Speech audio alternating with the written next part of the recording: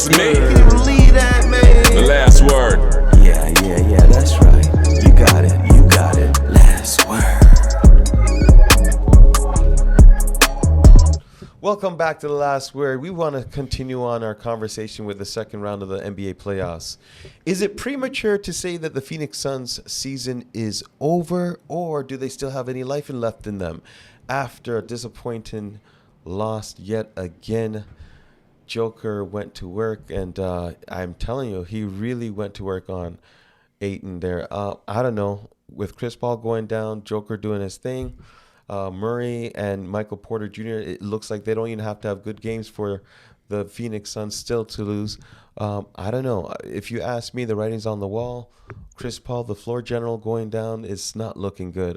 I had high aspirations for the team, but from what I'm seeing, only 4 points from the bench. I'm looking at the bench is not even, it's non-existent. There is no bench. So I'm saying to myself, it's over. And the question's posed to you, is there any life left in the Phoenix Suns? Or is the season over? There's a faint pulse. It's a faint pulse. It's again, they lost 2 games on the road. Yes. It's not a good look, especially this last game. They had an opportunity to win that game, right? However, they're going back home. Yes, they're going to be down CP. So again, that from the outside that looks like it might be a terrible thing. The real problem is that they have so little depth. Yeah. But I like the idea of the ball being more in Booker's hand. Again, when Booker's coming off of that pick and roll with Ayton and attacking Joker, they have now a guy who can make that shot more consistently than Chris Paul. So if Joker is slow for that help or decides to come under and Booker's getting that space, you're going to see an opportunity for Booker to have some continue his scoring streak and have some amazing games I see coming. Well, I hope you're right, because I was really rooting for the Phoenix Suns, but unfortunately, from what I'm seeing so far, it's just not going to happen. But let's hope you're right. Well, let's welcome back to the show Jerry Allende. Jerry, thank you for joining the show again. We want to ask you, what's going on with these Phoenix Suns? Is it over for them? Do they have any life left in them? Or do you think that there's still a hope that they possibly can pull a victory out in the next game? Because at this point, it's one game at a time. Unfortunately, Bax, this series is over. This is you're a dead duck in water. The hunter's already seen you out. He's got the aim on you. It's over. I'm sorry. You know, I look at some of the numbers here, and again, Phoenix. You know, they've again, Chris Paul, we don't know if he's coming back. We don't understand where his situation is right now. Is he coming back? I don't know. And I can tell you right now, Chris Paul is out. They don't stand a chance. You can give Booker the ball. He can score 100 points. They have nobody else outside of Booker and Durant to score. And that's it. And it's a very kind of sad situation we see here. Denver, I'm not even gonna lie, Jokic, look at it as you want to. Like I'm looking at this guy's numbers here, man. This is ridiculous, yo. 17 field goals made, 30 attempted, 56% shooting. Guy's got 16 rebounds, 5 assists. I remember seeing something that's showing that, hey, you know what? This guy, most of his points are within the paint. Denver's out shooting Phoenix in the paint by 18 points. It's 48-30. Like, I mean, there's like they're so dominant in every stat. The numbers speak for what it is. You've seen the game. We've all watched it. Phoenix is ahead. Time comes by. Denver goes up. They clear the game. It's over. Honestly, I don't even expect anything more. It's a valiant effort by Phoenix. It's a valiant effort by Chris Paul. Again, I think it's one of those years where Chris Paul is just, you know what, hey, let's just lay down the gauntlet, lie down, fall on your sword. But it's pretty much over, guys. Yeah, I have to agree with you. So, Jerry, question for you here. It was very gloomy very gloomy coming from you for any Phoenix supporters or whatnot. So if I was to tell you, Aiden was to, I don't know what, drink something or find his next level of game and come out there and start producing at a level which everyone believes or wants to believe that this guy can compete at. If he takes his game up to a level where we're seeing him on a nightly basis in that 20 and 15 range, would that be enough support to KD and Booker to switch, I guess, how this series is playing out for Phoenix?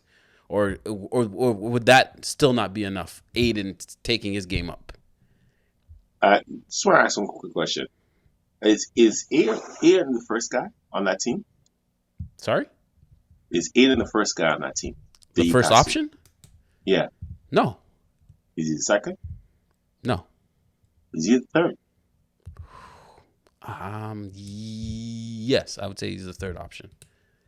He might be the third. We can probably give it to him and Chris Paul. Would Yeah. you argue with that? No, that sounds about right. Okay, so you expect a third string guy to come and be the savior of your team? Is that what you're telling me right now? Why wouldn't you expect the guy who's making $100-something million, who just signed a new big contract, to be able to step up his game and produce? This league is all we've heard for the last 10 years is big threes, big threes, big threes. Yes, you do expect your third guy to produce at a high level and potentially take you over the top. Sorry, I'm just going to ask this quick question. What has he done for you lately? What has Ayton done for me lately? Not enough. Not enough. Thank you. His performances are average. I'm sorry. I'm looking at his last. This is the point where you need beyond. You need a step up in performance, especially from your defensive anchor and from a guy who we continuously look at and see potential to play better, but it just never formulates into that on the court. Okay, well, I'm just gonna give you some. I'm gonna be real with you because I'm looking at his last numbers from last night's game. Mm-hmm. He's got 14 points, 8 rebounds, 4 assists, 1 block shot. He's 7 for 10. Mm-hmm.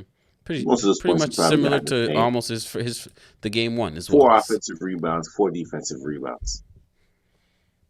That is a gentleman you expect to take that team to another level? I didn't say expect. I said if. I said if he was able to take his game up a notch to that next level, would that be enough to see Phoenix now draw even, or are they just too thin, period? Oh, obviously. Well, he hasn't showed us that. That's the problem. Mm-hmm. He isn't the guy who we say, hey, this is the guy who's going to, we got this third string dude. Nah, he isn't that dude. He's not that dude. He isn't that dude at all. Like, he's not even remotely close. Not at all. Mm-hmm. So, me and you talking about it, I'm looking at Booker. Yeah, of course, Booker is that dude. But then you know what they're looking at? You know what? I see how Denver is. Denver's like, Booker could score as many points as he wants. We don't care. He can't beat us alone. Because none of those other guys there can score us. Maybe Kevin might get something. Maybe, this guy, he might get 10 or 12. After that, nobody's got nothing.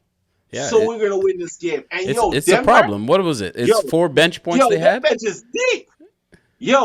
They got Katavius. They got